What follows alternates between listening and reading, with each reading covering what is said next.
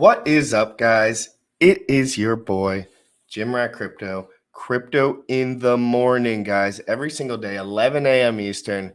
We're going Hollywood, which means we're just transferring YouTube channels. We're going to a different YouTube channel. Couple clicks over, guys. Crypto in the morning YouTube channel. When it gets to 1,000 subs, we're moving everyone over there so it can just be more isolated and my ADD can exist elsewhere. Okay, so guys, that's what we're doing with the show. We got HEXiCAT down below. We got Sam Stolt down below. They actually gave each other a man handshake in person. I tell you guys, they're like, GRC says it matters when you meet a person what they're like, and I'm like, you're so fucking stupid. Like, oh, I'm sorry. Whoops. Oh, what a horrible thing to say. But in general, when you meet someone and look in their eye and know their intentions right when you see them, that's very important. And I love that. And that's why I met all the Power City guys. I've met the Liquid Loans guys. I've met the Mintra guys. You catch a feel for these guys. I'm on feet. They call that lurking. Okay. So yeah, we got HEXiCAT Liquid Loans. Let me say it a couple of times. Liquid Loans. Let me say it one more time.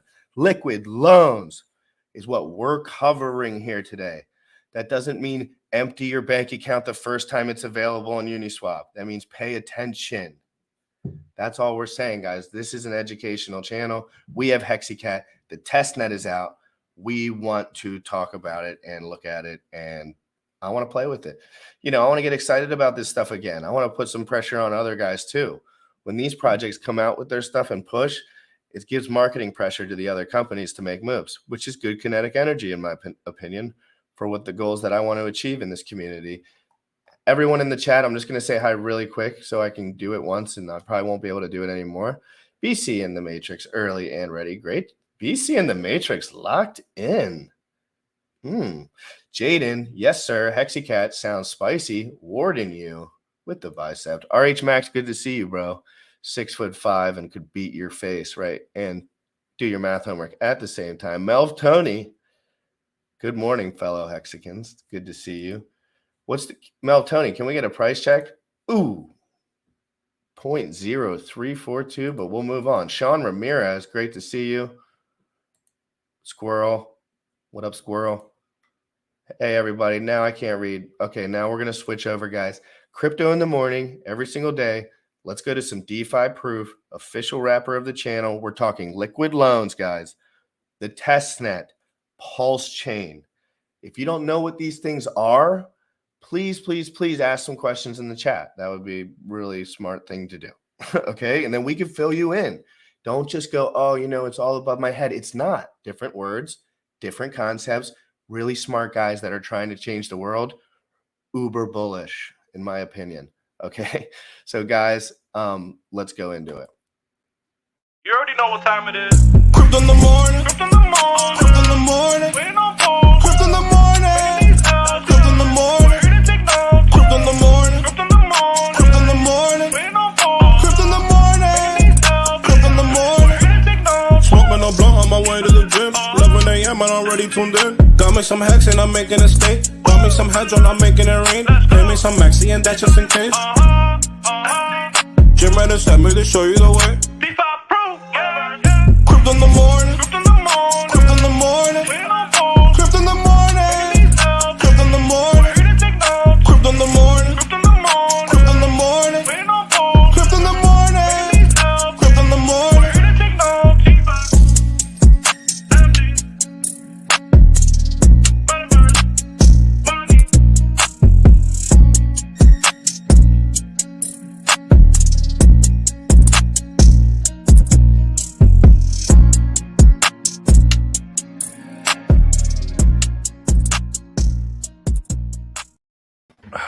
Good morning. What's up? I got a fresh shave today.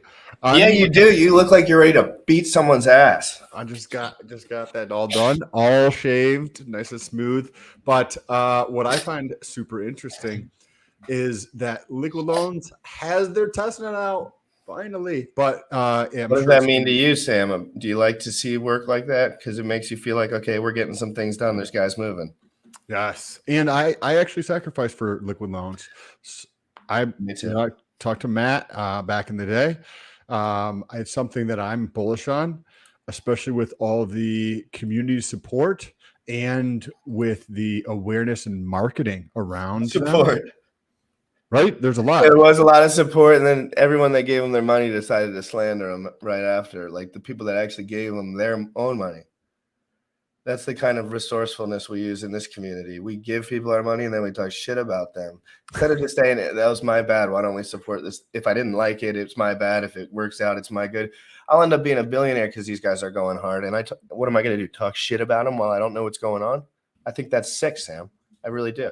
Correct. And if you haven't looked at like the dApp, their testnet, whew, it looks good. But gotta say this: if you have looked at Matt's videos, if you've looked at the literature or like a white paper and their website, if they came out with a testnet and it didn't look good, I would be like, "What are you guys doing?" Because all of their shit looks good, right? You look at any of their stuff on their website, very well curated, and all those kinds of things. So today we're gonna have a good show for you guys. We're going to get into let's bring him on, guys. And one thing before we start, this is brand new. And I don't care what standard everyone wants my life to be on. There's like 3 dudes that have played with this shit in their life. So remember, this is all new stuff. Pay attention here. We're going to work through some stuff. We're going to show you a little bit of testnet, but the whole point, most of you guys don't even know what's going on. So really playing with the testnet is a great way to learn what's going on. So we're going to drop these links below all the time. We're going to tell you to do these things and be smart in your brain. Practice makes perfect in everything you do, especially when no one else knows the shit. Be the top 10 dude who knows the testnet. You will be wildly rich. You know what I mean? And there's like 100 dudes playing that game. So there's a lot of importance here that I want to say. Yes, I could just sit here and work through the testnet and play a cool song and go like, no. But you need to understand what liquid loans is. Sam's a very serious man. HEXiCAT's a very serious man. This is an asset. I mean, this is a financial structure restructuring to a new system. And we're starting to put the pieces together. So let's bring him on. And I also want to make this an awesome conversation, though, because I don't want to get too out of the nuance, and I want to introduce everyone to HEXiCAT. Let's get into it. I don't want to press the buttons.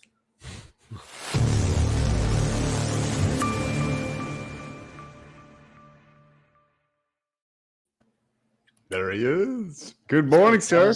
Hey, it's good to see you. Good morning. Good to see you guys. It's good to see you again. For everybody who is watching, HEXiCAT and I actually just met up in the physical just a couple days ago. Good to meet people from the community. Great seeing you again. How you doing this morning? I'm good, man. I'm feeling a little run down. I think the air conditioning in here is giving me a little bit of a sore throat, but no, dude, everyone's wrecked right now with the same exact thing, bro. I'm so wrecked. My throat's so wrecked. My girl, everyone, my family, everyone around here has got some little bug that's rolling through.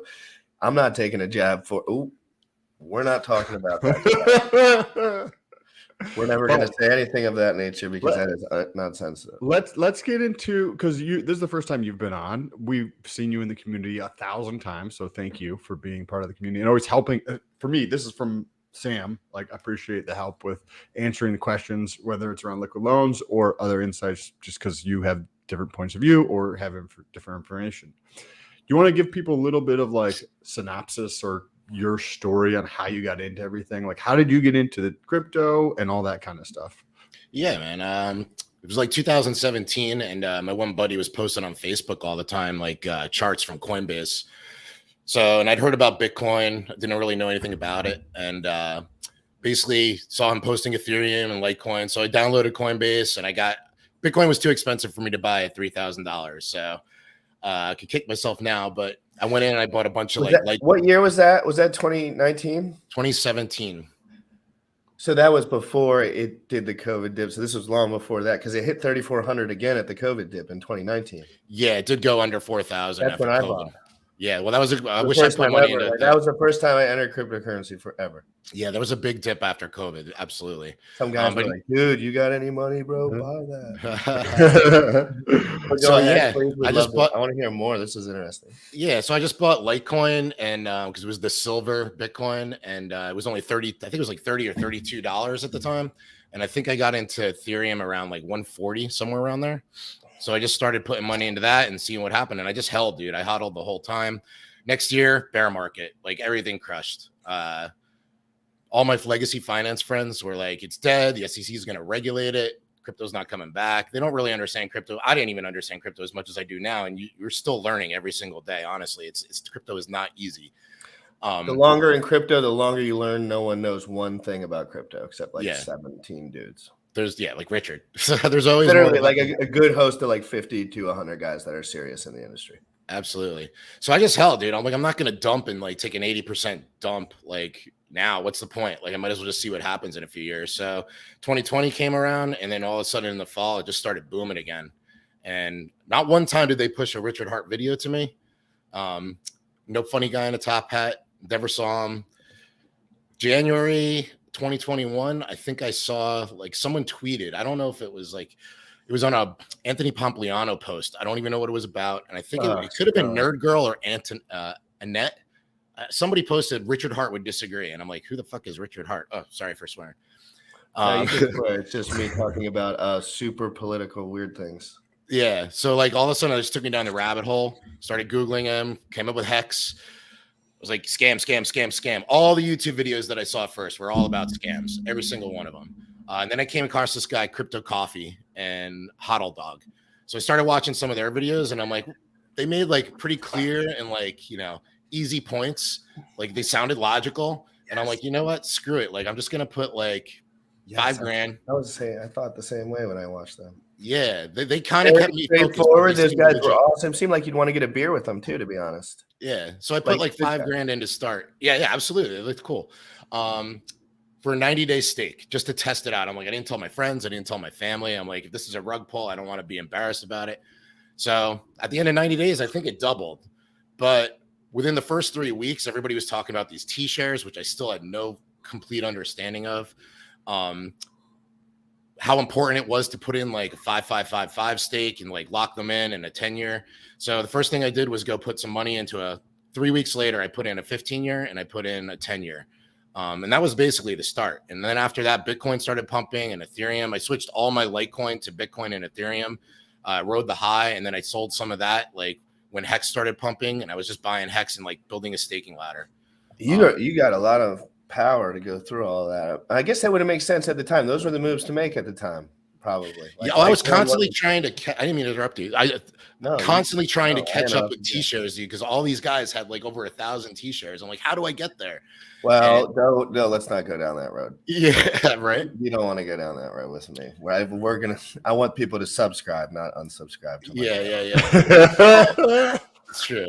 But seriously, so you found your way to Hex probably because you were thinking and you saw some returns and you saw some good liquidity and you saw some good gains. That's all it is, right?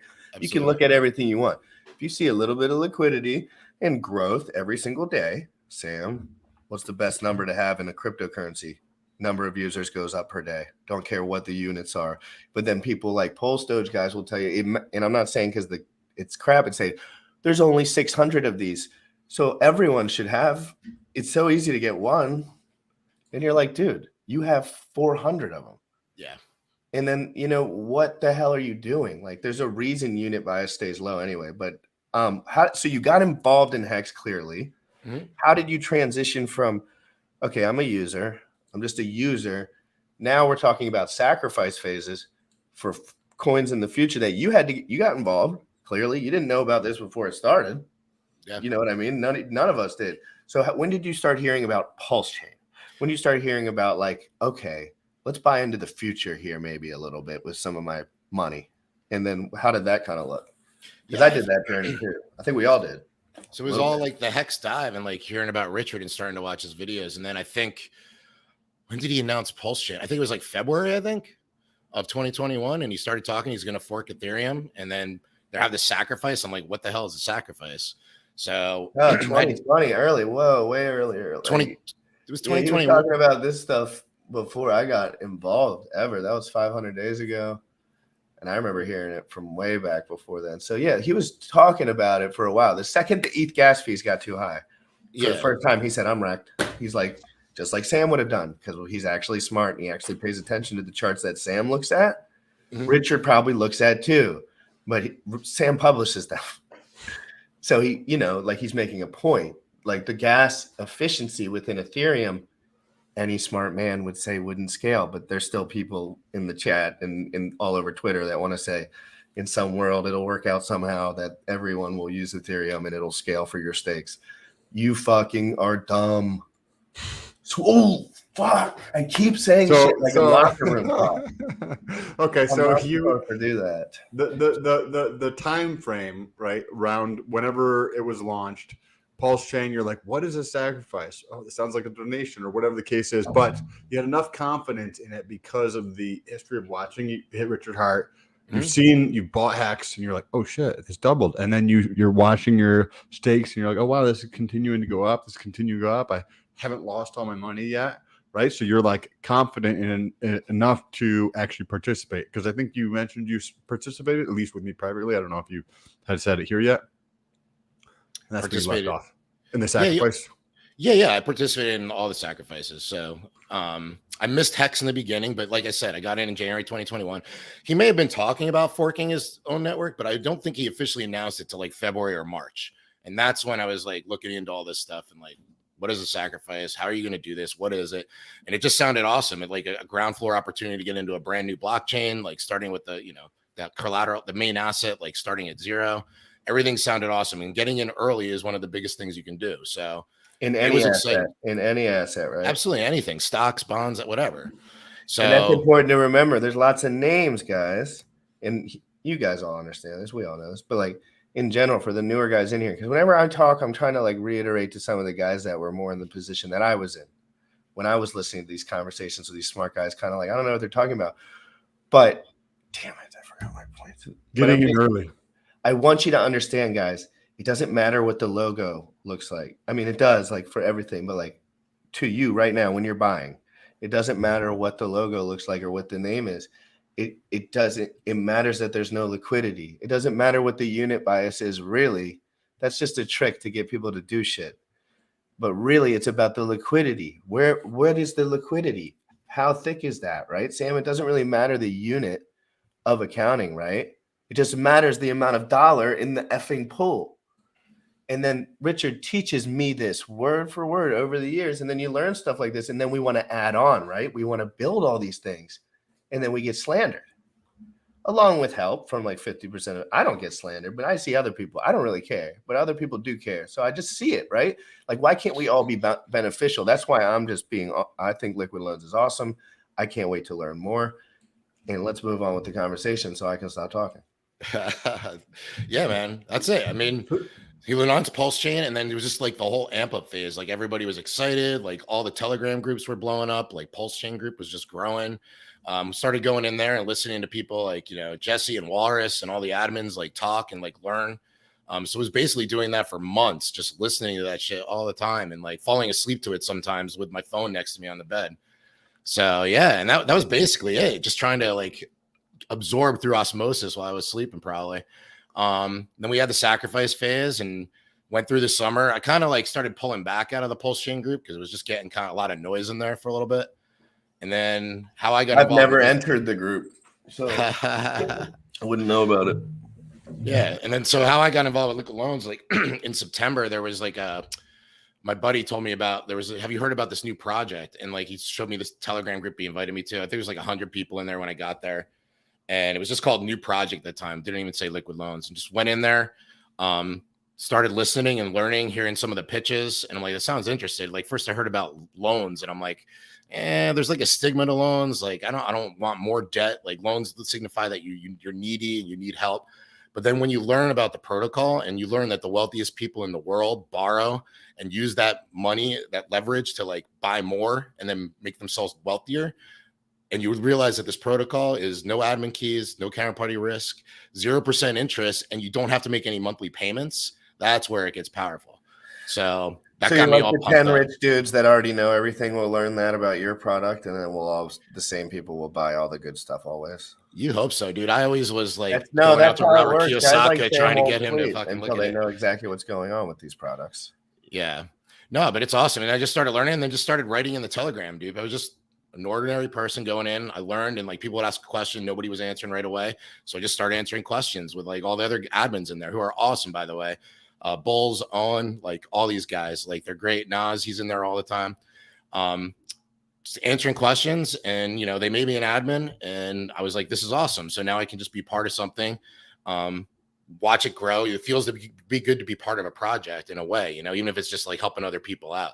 And I like doing that. You know, that's how you really feel rewarded in life, is helping other people, solving problems and helping other people. So, But you find out that the people you need to follow are only the people that figure that out, because there's this tricky thing that goes on in life where grown men don't figure those things out, and they play 12-year-old games their entire life.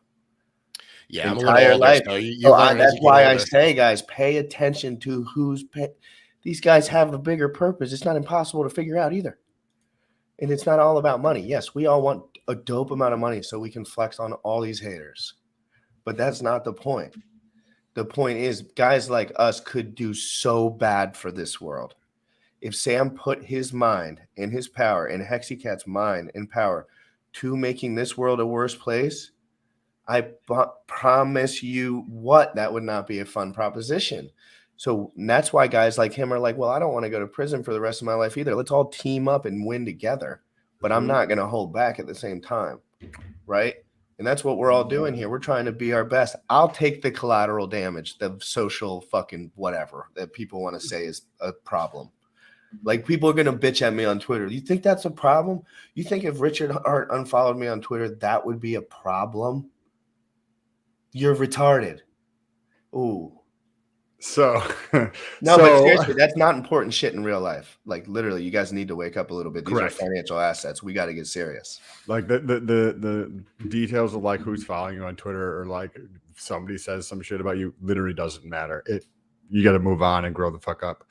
But if that's the first time you're hearing that shit and you're like, oh shit, I give a shit what people think, well then great, start to wake up. But let's get back into HEXiCAT's story here. So then you go through this process and this journey, and now you're involved with Liquid Loans here, right? Can you talk about kind of what Liquid Loans is? Because I'm sure somebody's going to watch this, whether it's today or over the next 6 months, and like they don't know what Liquid Loans is, right? There's new people coming into crypto all the time. We might know what it is, but a lot of people have no effing idea what Liquid Loans is. So just start at the very basic level, like what is Liquid Loans and how it works, and just kind of walk through the process so that we can lay the framework to get into the testnet. Yeah, man. It's just it's basically at its core, it's just like a true DeFi protocol. There's no admin keys, there's no counterparty risk, none of that stuff. Like everything that goes into the system, everybody that uses it, everything stays within. So none of the founders get any money once it's live. Only people that use the protocol and take loans, and then people that take loans, the borrowing fees go to the other people that stake. So there's 3 coins. There's Pulse's collateral, there's loan token, which is the native token in the protocol, and then there's USDL, which will be the stable coin. So if you want to take a loan, that's one portion of the protocol. You basically take your Pulse, you put it in the vault, you collateralize it, and then you mint USDL. It's a 0% interest loan. You don't have to pay it back in monthly payments at all. Theoretically, you never have to pay it back, because if you hypothetically are liquidated, you got the money on the front end and you don't owe anything back. When you open a vault, there's a one-time $200 reserve fee. It's basically like a deposit. So it's just holding your money. If you ever pay back your loan, your balance is reduced by $200. It also serves as incentive for people in the staking pool. So the staking pool, you can take the loan token, you put it in the staking pool, and then you earn yield in USDL and Pulse from arbitrage opportunities that you don't have to worry about doing that. It just happens on the back end. It automatically goes into your wallet in the dApp. So yeah, I mean, So real quick, just so I can explain to everyone what's going on. Do we want to play the Liquid Loans explainer video real quick, Bullish? And just let none of us, we're all just here. This is a 3 or 4 minute video to keep the people in the crowd and the context pretty calm, and a little explainer video just for everyone. Because guys, I can't reiterate enough. There's less guys like Sam out there and more guys that have no idea what any of this stuff is. So every once in a while, I like to break it up because I do want people to remember this is simple stuff, but you have to learn it at some point. So let's play this video, Liquid Loans. Liquid Loans is the first truly decentralized lending protocol built specifically and exclusively for Pulse Chain. Its operations are immutable, non-custodial, and governance-free. It's a finished product with no admin keys. The Liquid Loans protocol was developed to allow owners of Pulse a method of extracting value from their holdings without the need to ever sell. By locking up Pulse and minting USDL, a Pulse holder can take a 0% interest-free loan against their holdings on a timeless repayment schedule. The Liquid Loans protocol has two native tokens, USDL and Loan. USDL is an algorithmic stablecoin that aims to always be worth $1. Many stablecoins today are fiat-backed, but USDL is different. It doesn't rely on dollars in a bank account. Instead, USDL is minted when users deposit Pulse as collateral that has been locked into individual smart contracts called vaults. Loan is the secondary token issued by the protocol. It captures the fee revenue that is generated by the system and incentivizes early adopters. You earn Loan by providing USDL to the stability pool in exchange for rewards. You can stake your loan tokens to earn the revenue paid for borrowing or redeeming USDL. So, how can you benefit from using the protocol? Well, there are four main journeys you can take. 1. Borrow. As a borrower, you can take a loan against your existing Pulse. To do this, you deposit your Pulse into a contract called a vault, which in turn mints the USDL stablecoin. The minimum collateral ratio you can lock up is 110%. However, a ratio of 150% or more is strongly recommended. There is a one-off borrowing fee of between 0.5% and 5% depending on demand for loans. Use your USDL for a variety of personal uses or reinvest into the system to provide stability and take advantage of another journey on the ecosystem. 2. Earn. As a holder of USDL, you can earn income by providing stability to the Liquid Loans ecosystem. Invest and achieve a return on your USDL using gains earned through liquidation events plus incentives earned in the form of loan tokens. Liquidations redistribute the liquidated Pulse to existing stability holders in proportion to the amount of USDL they have in the stability pool. Possible returns as a stability provider are known to be between 10% and 30% APR. 3. Stake. As a holder of Loan, your loan tokens can be staked for rewards. Staking is a common way for users and holders of native tokens to earn interest on their holdings. Holders of loan tokens can stake their tokens in the ecosystem and achieve returns known to be in excess of 20% APR. Earnings are generated from borrowings and redemption fees and are provided in the same proportion as the amount you have staked in the staking pool. 4. Redeem. To redeem Pulse, you simply provide the appropriate amount of USDL. The protocol allows you to exchange one USDL stablecoin for $1 worth of Pulse. Redeeming is a huge benefit to the system, as it allows the Pulse holder to extract value and helps keep the USDL value pegged in the overall market. Liquid Loans' core purpose is to support the creation, growth, and adoption of a more secure, trustless, and decentralized financial infrastructure that is community-owned and brings greater stability and transparency to the Pulse Chain ecosystem. Join the movement and see what's possible for you. liquidloans.io. So that video, whoever put that together did an awesome job there, nicely tying everything together, all of those individual pieces. I want to get into the testnet, but I'd like to ask you one personal question first related to Liquid Loans. So you've got multiple different ways to play it, right? There's 4 kind of ways you can look at it, right? Mm-hmm. If you want to think about arbitraging as one of them, right? But the 3 is what I'm really thinking about. Which one are you most excited about, or how you think are ways that you might play it? You know what I mean? You could contribute your Pulse, right? And use your USDL to go do other stuff. You could just buy USDL in the market and contribute to the stability pool. and then you can get your loan token to put into staking there. I'm curious to. Incredible video. Beautiful. Amazing, by the way. Yes. Shout out to Scottish Dave and CC Oh my like for God. putting Who that is together. that guy? Give him me. I want your number and I want it now. Scottish Dave is a master marketer, and he knows how to like God. get the right people and the right dev teams and the right content creators to like go in and the designers to actually do it. Except he didn't reach out to GRC, so how smart is he? I mean, I'm kidding. Obviously, I'm a player. Yeah, they did it. But That video was awesome. But I was just joking. No, it's been an incredible experience. Watch the marketing on that. It's been really. But please, those plays that Sam said, that's right. Probably what I want to learn about as well. Yeah, man. All of them. Next topic. Everything. Get a little of everything. Yeah. My strategy, when we were putting like little blurbs together, like to do what you would do, I kind of came up with my strategy, and it was just basically to be like water, like that whole Bruce Lee thing. Be like water, be fluid, be able to adapt, be liquid. So like the thing is, the market's going to change. We don't know exactly what it's going to do. So like if you want to do like a strategy like Haunted's where you're just going and investing all the time, what happens if the market goes down? Then you're not being able to be able to take loans like all the time. So you might want to go a little more conservative and take that money and put it in the staking pool, in the stability pool. But I love the pools. Like the best part about the pools is that they work 24/7 as like 24/7 money printers for you. So you take your USDL, you throw it in there, and it's earning you yield in Pulse and loan token. The staking pool, you put your loan token in there, it's earning you USDL, and you can use that USDL to pay down your loans when you take them too. And the best part about the loan portion is that you can never have to sell your Pulse at all. You just hold it. As the Pulse goes up in value, you can buy more Pulse if you want, or you can go pay off your car, buy a house, buy groceries, whatever you need to do. And now, at any point, does the amount of USD value that Pulse can accrue just because of price appreciation make this hard to extrapolate to a degree, or is that why you put all these systems in place, because you pay attention to all this stuff? You know what I mean? Like these things do 100x's with real liquidity. And I'm just asking, this is more of a question for me.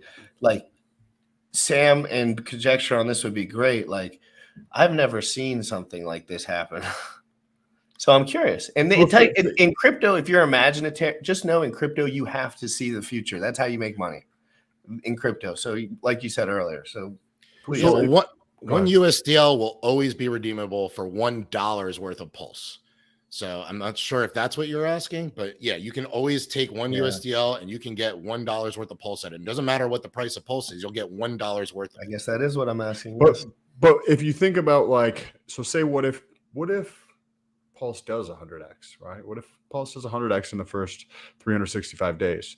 Well, if somebody does have the capacity or does have the knowledge of LL's like system and how the system works, well then if I have say $10,000 of Pulse and then you add another zero, there's 100,000 and then it goes to $1 million, right? So if I have $10,000 and I put that in and I had borrowed 10% of that, right? Because I don't personally think it's a good idea to borrow more than that if you're using these types of things. So I borrowed $1,000. Now what GRC was saying, so now that goes from 10 to 100,000 to $1 million, but I have a $1,000 loan on $1 million of collateral. So it doesn't seem super like efficient use of capital there, right? Or just a very, very, very, very, very, very, very conservative risk averse position.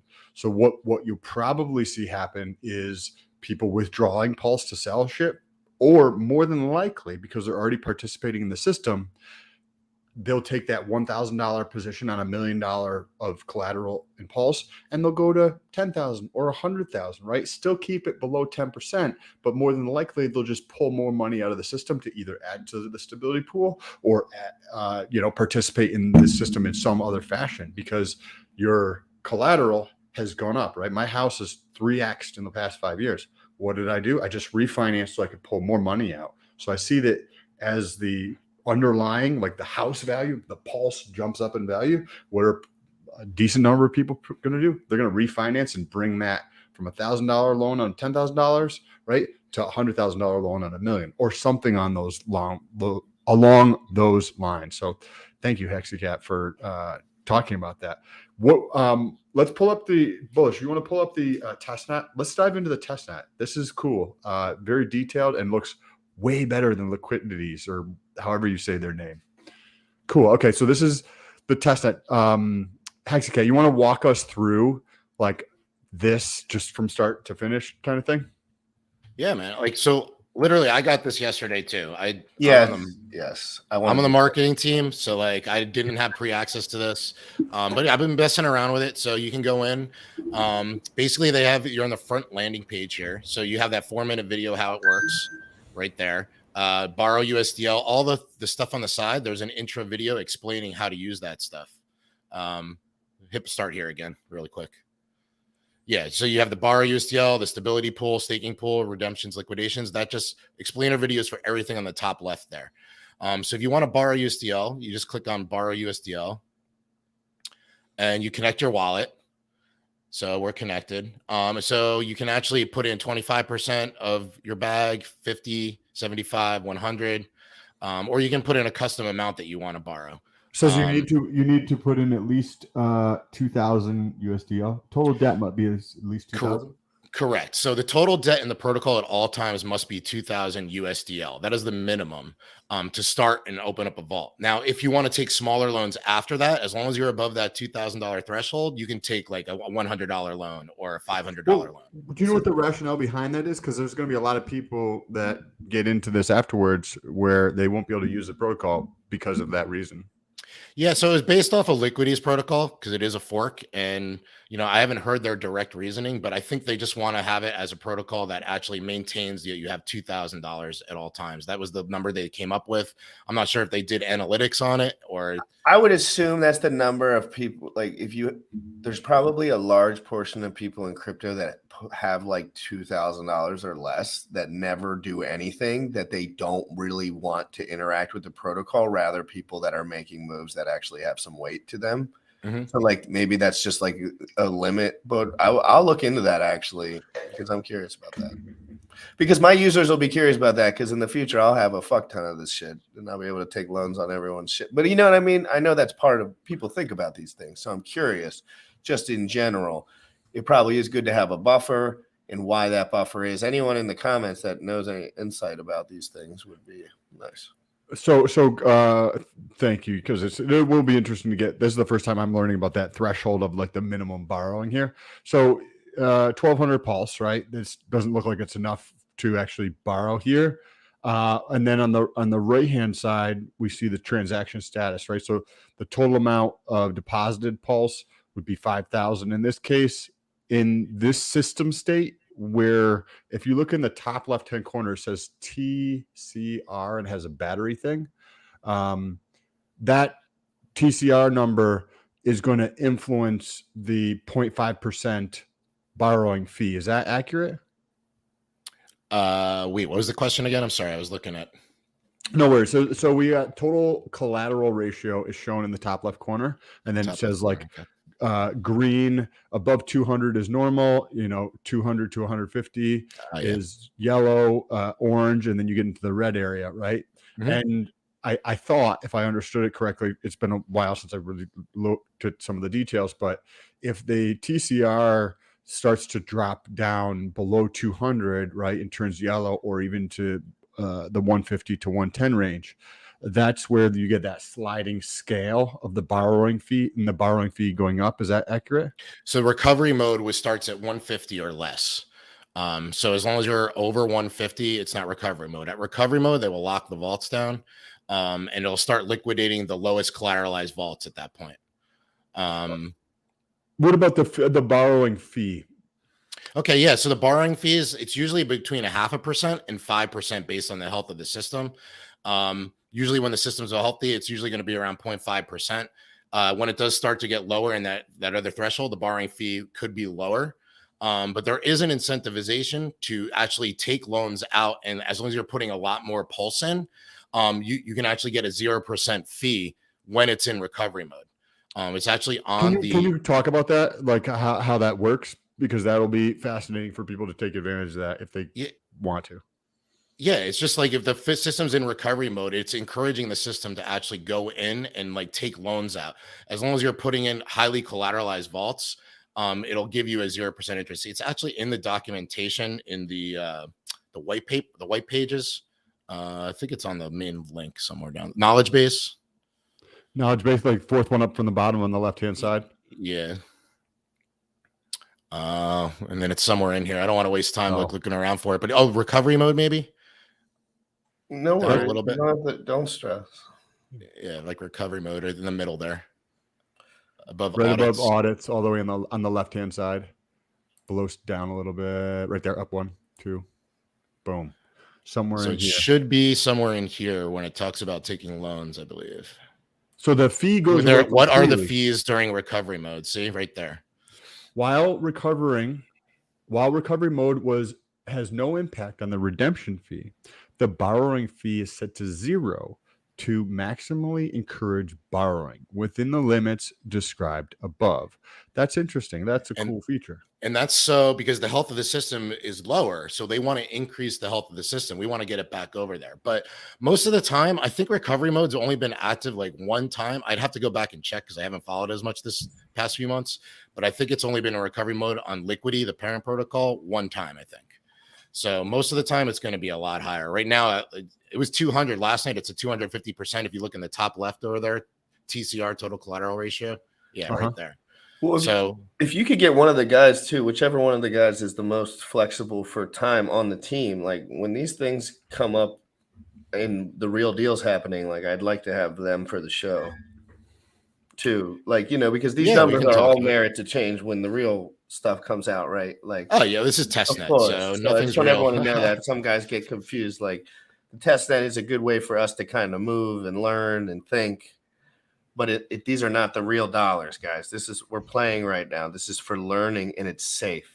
Mm-hmm. That's a big deal. Learning and safe in crypto, very hard to find. Think monopoly money. When real world, it could be people's behavior when they use their own dollars versus like monopoly dollars are not always the same thing. Before we move on, Sam, what do you feel in bullish? What do you feel about all of this stuff? And I think we're going to do a testnet video, and we can finish that thought if I cut something off. I forgot. I think I see liquid loans because we don't know how the IRS is going to respond to this if people are like reporting everything. But I see liquid loans as a way to earn yield on my Pulse, right? So you have several different ways to earn yield on Pulse. Like you're like, I'm bullish on Pulse, but it's also cool to not just sit on money. It's cool to have my money working for me. And if you just sit on Pulse, I'm sure that you'll do fantastic, assuming the project actually launches and there's no big issues with it, right? But you could do it with validators, right? You could do it with fiat.io. You could do it with liquid loans. Do you think the RH ecosystem needs things like this to continue to move forward? Absolutely. Thank you, Sam. 100%. Sam, look at how many people. Sam didn't say no. Hold on 1 second. No, wait.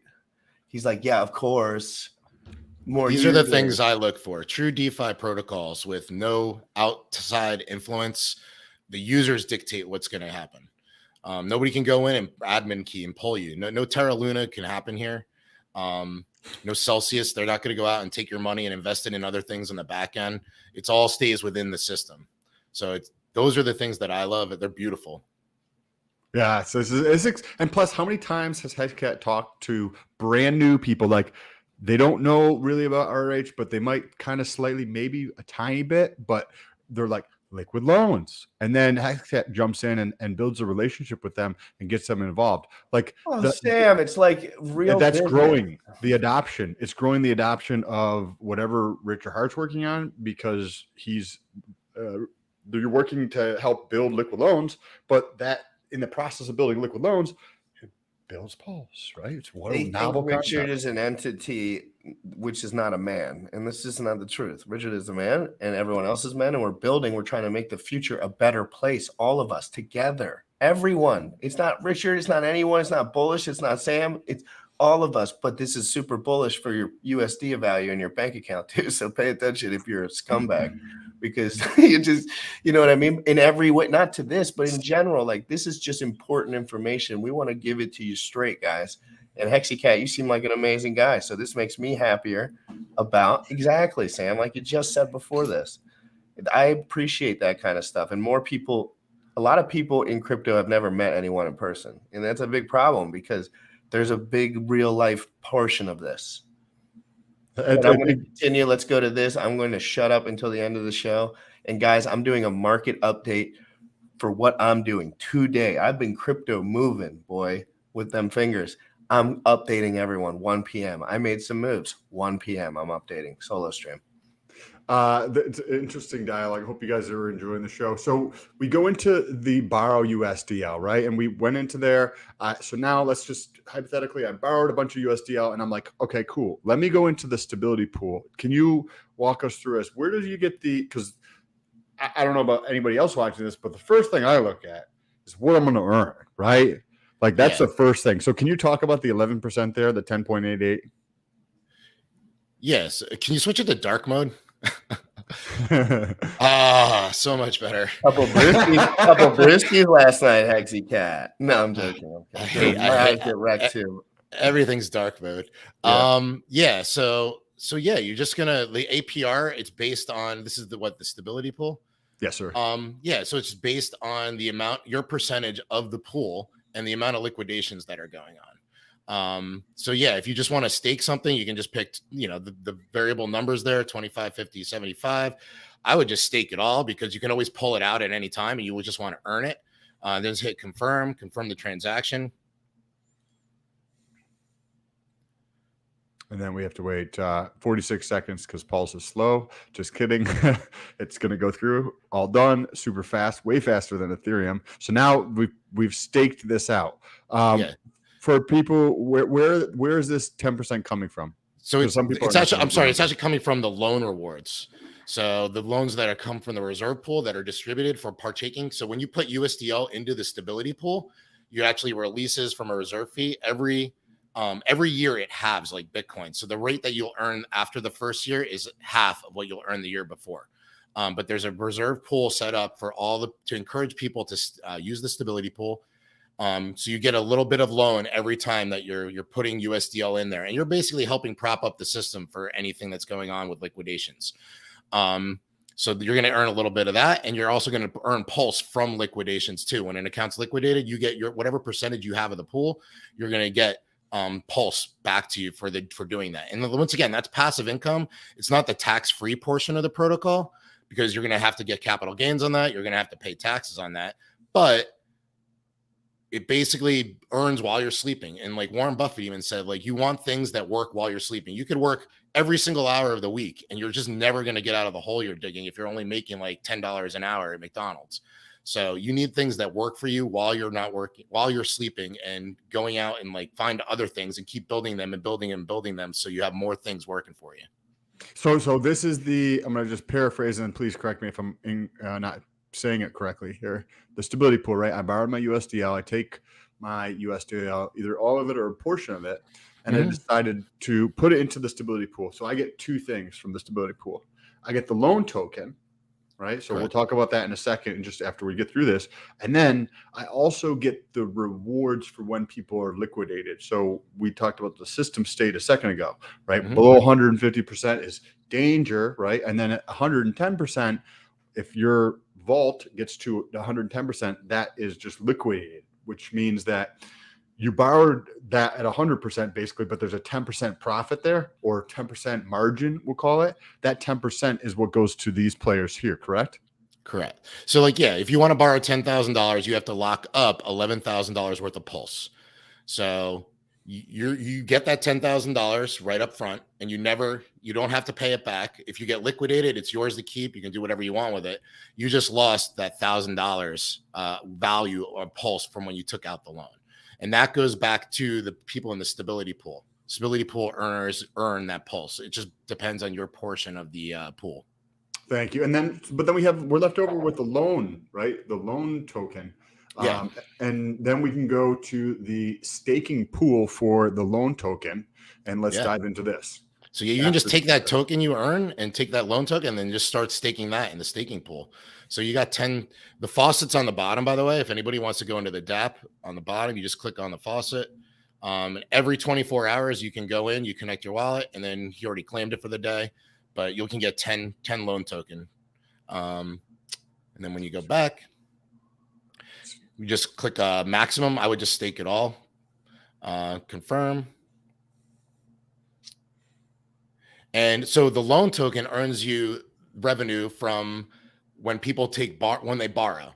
So the borrowing fees, this is what it goes to. Every time somebody takes loans, the stakers of the loan token actually earn a percentage of those fees. That's why there's a minimum fee. So like everything is just beautifully tied together. Like it all supports each other in the protocol. It's like basically a trifecta.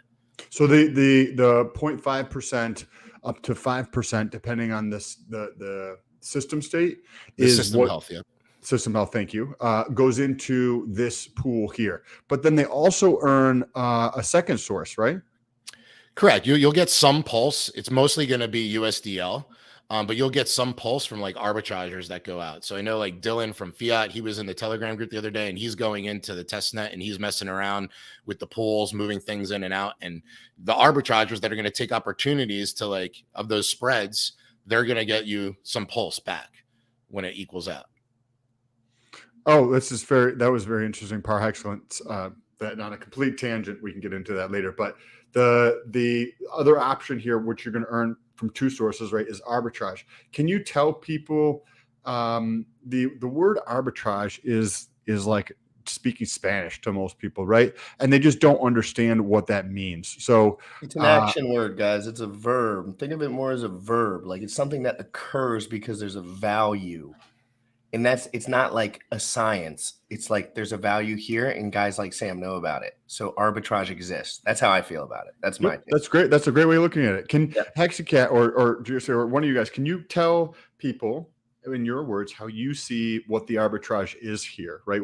How is somebody going to earn that pulse, HEXiCAT? You don't have to do anything in the protocol. Like arbitragers, people that go in and mess with liquidity pools, they're going to do it. It automatically goes to your wallet. That's the best part about this. You don't have to worry about it. You'll earn pulse just because of people doing things in the back end that you don't need to know how to do. And so you're correct. You definitely don't need to know how to do it. But yeah, I'm a little bit of a nerd. I enjoy like the details. We're running a show here, HEXiCAT. Come on, I'm kidding. I'm kidding. So I'm not an arbitrager. I don't mess around with liquidity pools much. But like basically, you're taking advantage of. You were swapping LTC for ETH back in the day there in the bear market. But I was just exchanging it. I wasn't setting up pairs or going into the pool. But basically, when the price of one dropped, arbitrage in this instance, Sam, are you mentioning the liquidity pools in general, or do you mean like is there going to be like between one of these tokens just a USD buy that someone could just, you know what I mean? If Bullish wants to pull up the chart in the background, it kind of gives us a good idea for, I think it's LUSD. I think that's the one. So LUSD liquidity for liquidity. Oh, sorry. Thank you. And guys, everyone who talks crap about liquidity, it works and it's still here and it's amazing and it's on ETH. So, but not nearly as nicely put together, in my opinion, as liquid loans. And I'm not just saying that because it's alive. It's alive. Look at their site. You can take a loan out from them, and it's still alive in crypto. So they fork something that still works. Ching ching ching ching. It works perfectly. What happens is when you take out this loan of USDL, there's price aberrations, right? So this is like the $1 for pulse, but you get to see here that the price actually fluctuates. So you're like, wait a second, it's not actually at $1 all the time. So what happens when the price goes above or below? That's where you can actually go through and take whatever it is. If it's selling for less, right? So say if it sells for 95 cents and it's supposed to sell for $1, you're part of the staking pool. You don't even have to worry about this. But somebody who's in the market who sees an opportunity to make profit, like GRC was saying, they'll go buy, $10,000 worth at 95 cents because they know they can take that and bring it straight over to the protocol and get that return. They pay a tiny bit of a fee, but as long as the fee is smaller than the amount of profit they make, there's going to be players that do this. So if the stable coin drops below and you can get it for 95 cents, and it usually doesn't fluctuate that much. I'm not saying it doesn't happen. The protocol actually does a great job of maintaining its peg. But yeah, let's say it goes to 95 cents. You go in, you buy $100,000 worth. You can take that. You got it at a discount, a 5-cent discount. You can go in and you can go redeem it for Pulse, $1 USDL for $1 worth of Pulse. So yeah, basically that's what you can go do. And you're basically getting on the spread. So that's how a lot of arbitragers go and make money. There's also more stress following it, but if you like doing it, yeah, go ahead, man. I like things that just keep working and I don't have to think about it that much. Yes, and I wouldn't recommend anybody necessarily get into that. It's fascinating, but like HEXiCAT was saying, you can set it up so that you don't have to do anything and just put your money there to work for you. Is there anything you can use that to go pay off your loan cheaper too. So basically, you got the USDL at a cheaper price, so you can go pay off your loan when you took it out. So talk about this for a second, right? Because if I got a loan, say I have 100,000 pulse, right? That's equivalent to 50 grand, and I borrow 5 grand against there. So I borrowed 500 USDL. I took the USDL, I sold it for some other investment, and now I'm like, I would prefer to use my pulse in a different protocol. So I want to pay off that $5,000. Mm-hmm. A opportunistic way to pay that off for less than $5,000 in the marketplace is paying attention to the price of USDL. When you see USDL below $1, it's 99 cents, it's 98 cents, it's 97, etc. That's the time to buy that $5,000 because you're getting a discount on paying off your loans, what HEXiCAT is saying. Great point there. Thank you for bringing that up. Is there anything else on the testnet that we should be aware of or know about? Yeah, I mean, just basically like the stability pool, the staking pools. You can look at the liquidations tab there if you want to click on that. The next one down, if Bush is still there. he might have stepped out for a second. No, I'm sorry. What was that? The next one down, liquidations. Please. Thank you, sir. So this is like the riskiest trove. So right now, the closest trove to being liquidated is at 111.56%. So eventually it's a manual process. When that hits under 110, that button liquidate will activate and you can just liquidate it. Now, if you hit the button, the incentive is you get the $200 reserve fee that person opened that vault with. So you get that, plus you get 0.5% of all that liquidated pulse in there. Eventually, people are going to code bots for it. There's nothing you can do. It's already on Liquidity. People have bots. I've gone in there. I've tried to follow on Liquidity, like in the different front ends to like liquidate the accounts, but the bots go in there so quick. But right now, you can go in there. If you see that drop below 1 to 10%, you just click the liquidate button. You get 0.5% of that pulse, and you get the $200 reserve fee. So it's something to keep an eye on. Could that be set to trigger automatically so that the fees could just go back into the pool? Like, you have access to the team. I'm sure that with enough creativity and resourcefulness, instead of having this set up so that you have whoever can build the bot the fastest to be the person who wins here, helping the ecosystem, helping the players involved, helping the stability pool, helping the staking pool, by having this triggered automatically in some fashion, where once this wire is tripped, the $200 fee gets dispersed to, say, the stability pool, and the 0.5% goes to the staking pool, but it's done in an automatic fashion so that it's not just one. I'm able to just siphon funds off because I can create the fastest bot and I get to steal a little bit from everybody involved instead of it being dispersed more like across everybody involved in the pools. Yeah, well, the entire point of it is to incentivize people to hit the button. So no, we don't want to take any control over how it gets distributed. It's basically the fastest bot, or there's always people building better bots. It's either the fastest person or the fastest bot. So really, it's just basically there as incentivization to do that. It's not going to, the code won't change. Basically, the code is what it is. It's just going to be basically a fork of Liquidity for that aspect. That's what it is. Cool. Awesome. Hey, HEXiCAT, this has been awesome. What else we got? We got what is this here? LPB points? Where am I looking? A longer pays better point schedule. So that's just like when the points are coming out. If you locked up for the sacrifice phase, that's when the points are like coming out. So some people, when the liquid loans had their sacrifice, you could lock up for 1 month all the way up to 24. And you got a 6% bump every month. The last month, if you locked up for the full 24, you got an extra 12%. So this is just like showing when those tokens are going to be released. I forgot about this. I wanted to do that, and I completely forgot. But that's fascinating. And what about the analytics here?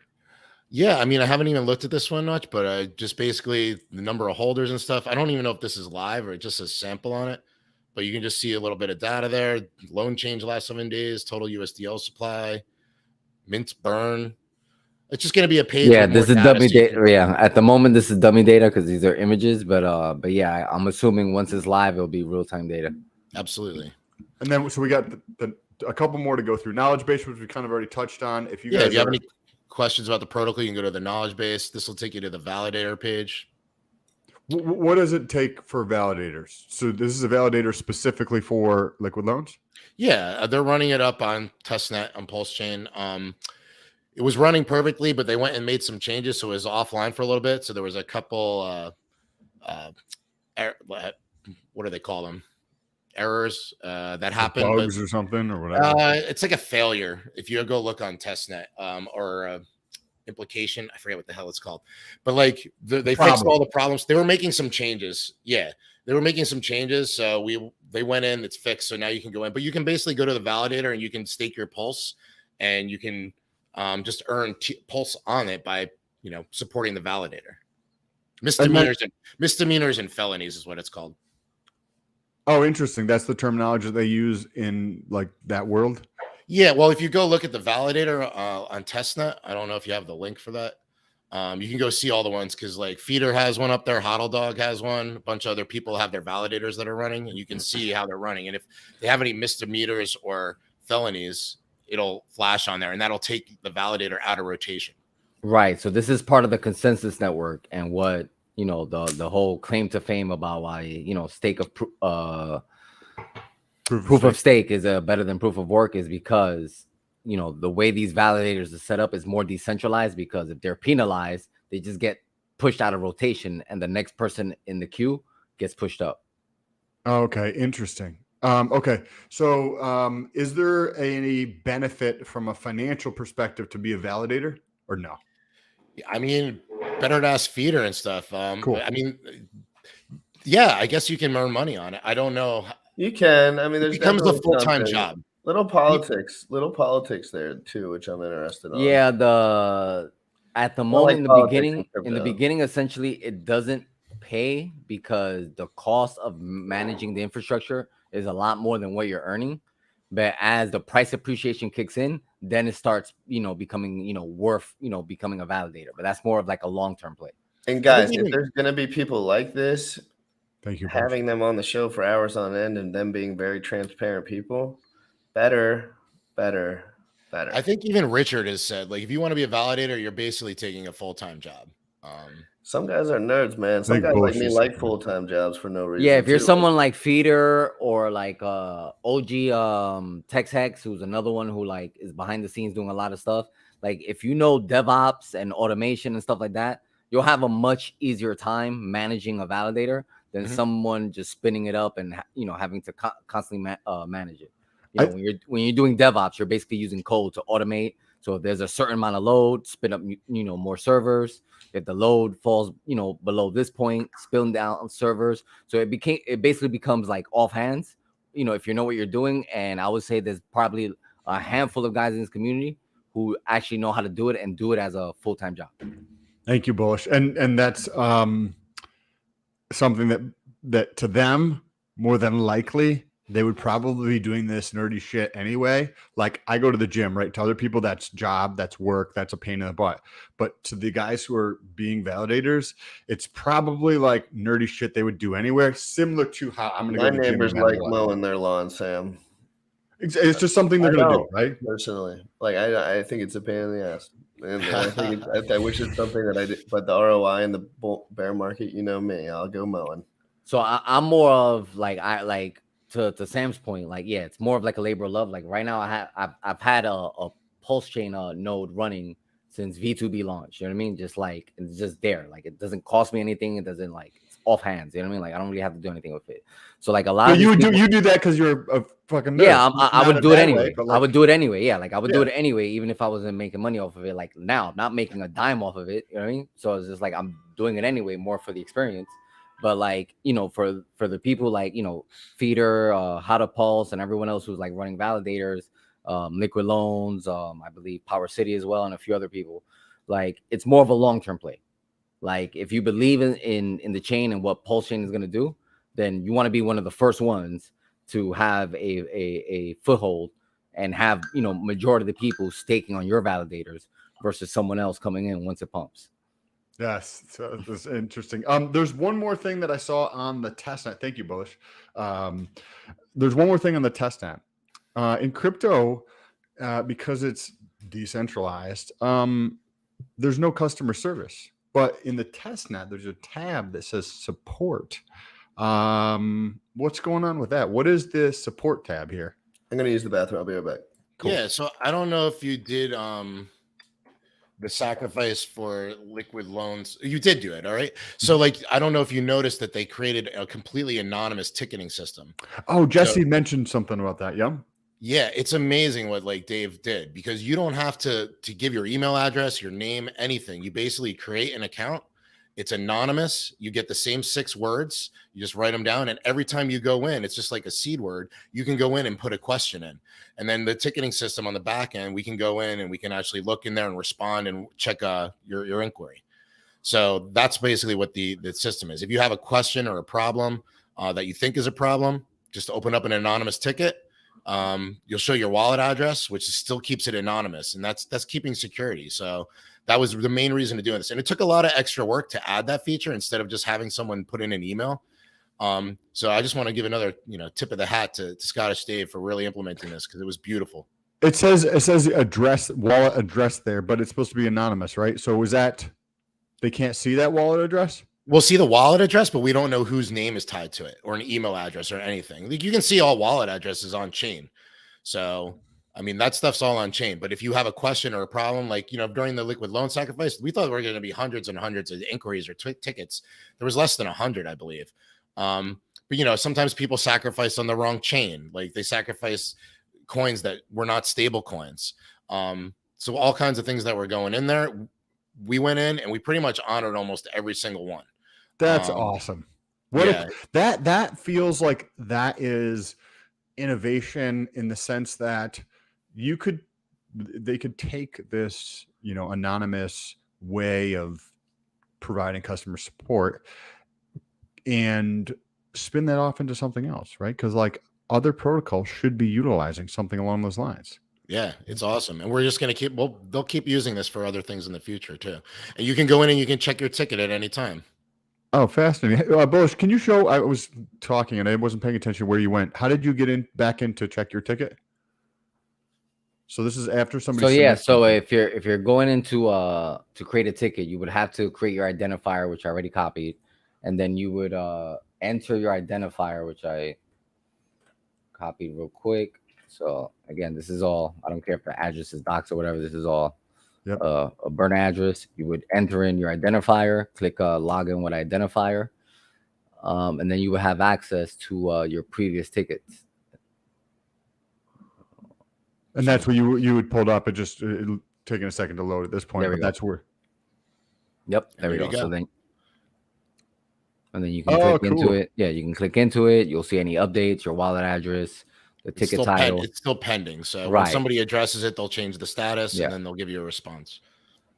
Okay, this is freaking awesome. Yeah, so it's just like any standard ticketing system. So pretty actually straightforward and simple to use.